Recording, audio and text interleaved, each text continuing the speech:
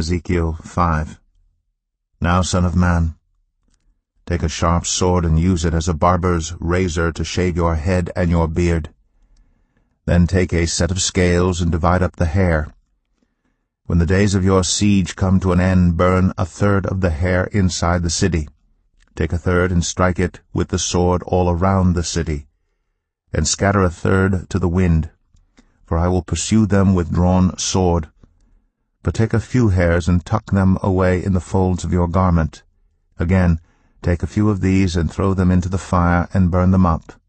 The fire will spread from there to all Israel. This is what the Sovereign Lord says. This is Jerusalem, which I have set in the center of the nations, with countries all around her.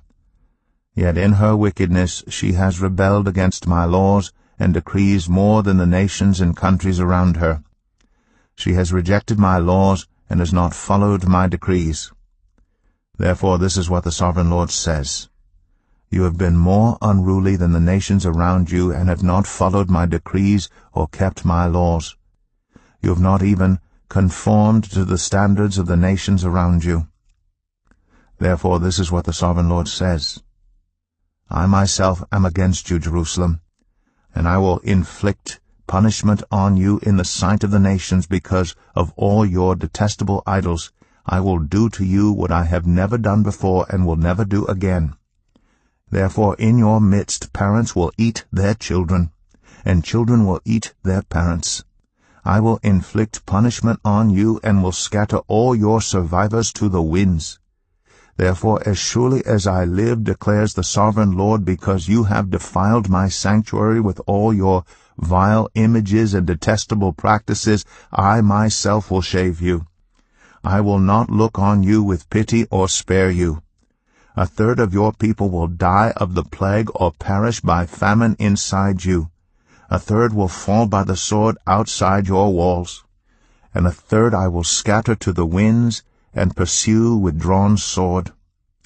Then my anger will cease and my wrath against them will subside, and I will be avenged.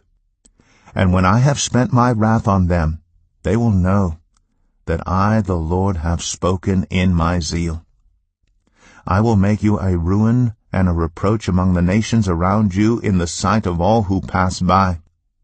You will be a reproach and a taunt, a warning and an object of horror to the nations around you when I inflict punishment on you in anger and in wrath and with stinging rebuke.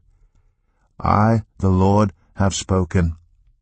When I shoot at you with my deadly and destructive arrows of famine, I will shoot to destroy you. I will bring more and more famine upon you and cut off your supply of food. I will send famine and wild beasts against you, and they will leave you childless. Plague and bloodshed will sweep through you, and I will bring the sword against you. I, the Lord, have spoken.